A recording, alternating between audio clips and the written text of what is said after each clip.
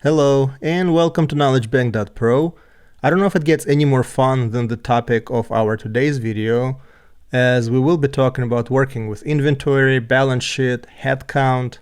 Basically, we're going to cover semi-additive measures, and while we're at it, we will talk about last non-blank value function. We'll do a tutorial on that, and when I say tutorial, that means that this Power BI desktop file will be available on my blog, and you can look for the link to the blog in the description of this video. Generally speaking, working with semi-additive measures such as inventory, balance sheet, and headcount can be a major pain in the butt. And if you're lucky, you will have those measures nicely laid out in a table. And for example, if you're looking at inventory and you're looking at weekly inventory or monthly balance sheet, you will have all of your financial or inventory data nicely written into the last day of the month, so you can use some handy DAX functions like closing balance month and so forth. However, a lot of times we have the data laid out less than nicely, which you're gonna see in our example here. You know what? Let's take a look at this example here. And this will probably make more sense what I mean. And then as we're going through the data, I will frame up some of the definitions and frame up the problem we're trying to address. So in our case, we will be looking at inventory data. We are going to collect inventory for our products across a handful of stores. And what's happening in our case, as teams go and do inventory, that inventory gets recorded. So we don't get a nicely weekly or monthly record of inventory, current inventory, by product, by store. Whenever our team members happen to go and do the inventory, that inventory gets saved, and we just have a transaction log or a table with all of that activity. Let's take a look at what I mean. So here in this table, we could take a look at store 1, and in store 1, we have inventory taken for product A, B, C, D, and E. And you can see that that inventory is taken on different days. So for example, for inventory for product D, the first time we take inventory for that product is on January 25th. Then we don't even look at that product for a while. And why don't we go ahead and filter everything for product D so it's easier to track. So as you can see, so on January 25th, we take an inventory for store 1, and there's 34 units, quantity is 34. Then nobody's looking at it, or maybe inventory does not change until on March 21st, somebody records that there's 73 units. And then one day later, somebody records that there is inventory of 101 unit. So the question is, what is our inventory, for example, in March? Well, in March, we have 2 records for product D in store 1. The first record is 73, the second record is 101. So what is our March inventory? Well, there are several approaches to answer this question. And before we answer this question, let's define what does semi-additive mean. Well, what that means is that if these numbers had been sales, then my March number would be easy. I just need to add them up. However, with things like inventory, balance sheet, or headcount, these numbers are not additive. I cannot just simply add 73 plus 101. My March inventory is whatever the last known value for March. So in my case, my March inventory should be 101. Now, last known value is a pretty common way to aggregate data across time. However, with things like headcount, sometimes people will use average, first known value, but I would say 9 times out of 10, last known value would be the preferred approach. So the other interesting thing you will notice in this table is that I don't have any subtotals. Why don't I not have any subtotals? Because in these tables, I'm just showing whatever was recorded on that date for this product for the store. Therefore, rolling things up or creating totals and subtotals will be meaningless. So for example, if I create a subtotal for this row, or a column with a subtotal for this entire row, that number will be completely meaningless. It'll be a sum of all of these unique values, and it'll make absolutely no sense. Why do we call these measures semi-additive? And the reason they're semi-additive is, although we cannot add things while we're looking at the same period, we can add things when we're looking for different stores, for example, while in the same period. What I mean by that is, if I, for example, am in February for store 1, and I can find out what was my inventory in February for product A, B, C, D, and E, I can then add those inventories, corresponding inventories, together and say my total inventory for store 1 is the sum of those numbers. As long as we're looking at multiple days within the period, we cannot add those numbers up. We have to use the last known value. But once we figured out what that value is, we can add it up together across things that don't have anything to do with time, right? So we can add things up for different products to get the store inventory within the same period. Then we can add stores together to figure out what our district total is or our overall total is. Hence, we're calling it semi-additive. We can kind of add things up, but not really, but we still kind of can add things up as long as we're adding things up within certain set of rules. Hope it makes sense. Now that you guys understand the problem we're trying to solve, let's take a look at how we're going to be able to solve this problem. So as I said, there are some functions in DAX that are meant to help us with balance sheet logic. However, those functions are kind of limiting because they expect the data to be laid out in a certain way.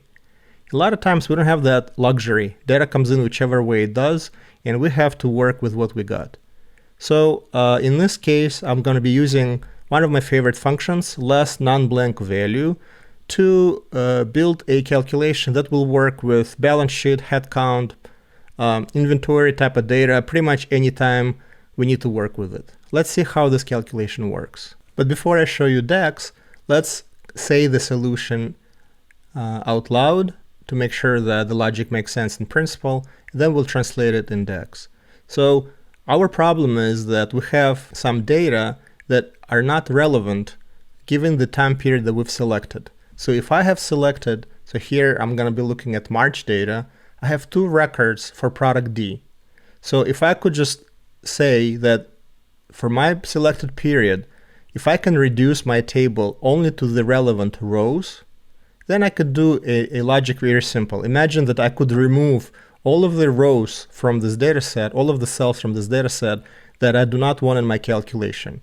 If I could just reduce this table, this matrix control, to the point where all of the irrelevant data points are gone, then I could just do very simple summations and everything will work, right? So if I only had one record for the month, or one record for the year, or one record for the week, whichever grain I choose, and all of the non-relevant records somehow disappear, I could just turn my semi-additive measure into a very simple additive measure. So our approach to this is to take a look at our table and find a way to remove non-relevant records, because we only care about the last known value for every store product combination given our selected period. And once that table has been created, we can just do an easy summation and be done with it. So this is exactly what this calculation does. The first thing that we want to do is we want to take our inventory table. That's the table that has all of the transactions by store, by product, by date. And we want to reduce it down, summarize it, and just get a list of all of the stores and all of the products. So for every store and all of the product, we just need to figure out what was the latest known value given the dates in our period. And that's exactly what we're going to do. We're going to add one more column. We're going to call it last known inventory. And this is where our last non-blank value function comes in. So let's see how this works. We've already taken our inventory and reduced it down to a first column of stores and column of products. So effectively, we've taken all of the present permutations on store products. And now what we want to do is we want to say, okay, figure out what is our last known date. So if I select March, then in this variable, max known date will be March 31st. Right? So let's remember that. And what we're going to do to our inventory table, we're going to apply a filter to it. And in the filter, we're going to say remove all of the records that occur past our best known date. So if we're looking at March, then everything past March 31st will be gone from our analysis right away. So by the time we get here, we are already looking at the relevant records. We still haven't removed the duplicates, but at least we're not looking at any of the transactions that occur in the future, right? So anything that occurs in the future after the date that we've selected here, or whatever we select in our visual, those records will be taken out by this filter condition. So now that we know that all of the dates that our in our table occur either before or on the date that we've selected, let's take out all of the values that we don't need. Basically, let's only keep the very last known value. And that's what our last non-blank value function will help us with.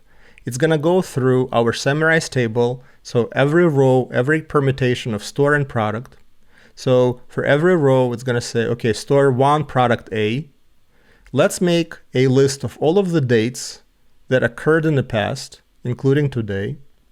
And then let's calculate the sum for those dates. And whatever the last date is, let's take that value and put it in this cell. So effectively what we're going to do is we're going to do this for every product in store. And in some cases, for example, in March, we're going to have several records. But in some cases, there were no records in March.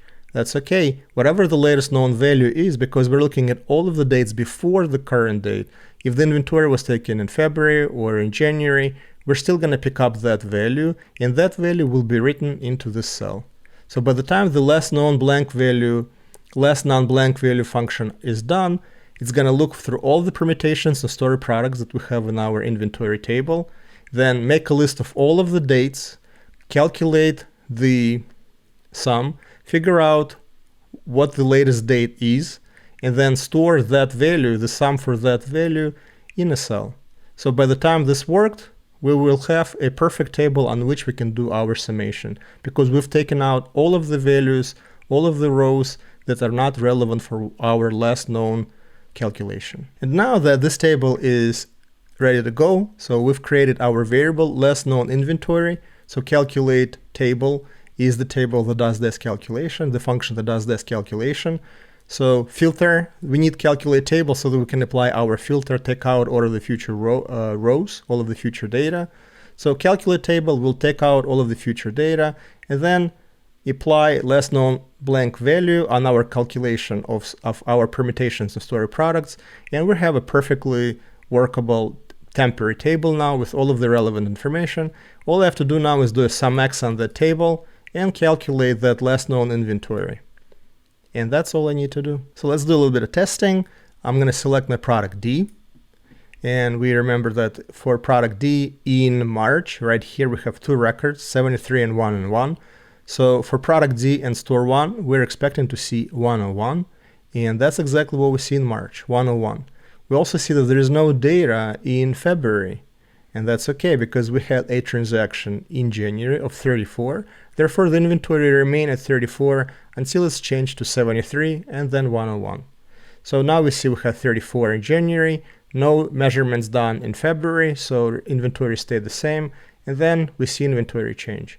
And by the way, what we will see for the whole year, right? We're going to see inventory, whatever it was in December. So our total now makes sense. Whatever the inventory was in December is the end of the year inventory. So that's our semi-additive, right? So we cannot add these numbers together. We're using the last known value. But within the period, we're very happily able to sum things up. So if I know what my number was for individual store, the number for the sum of the store is 164.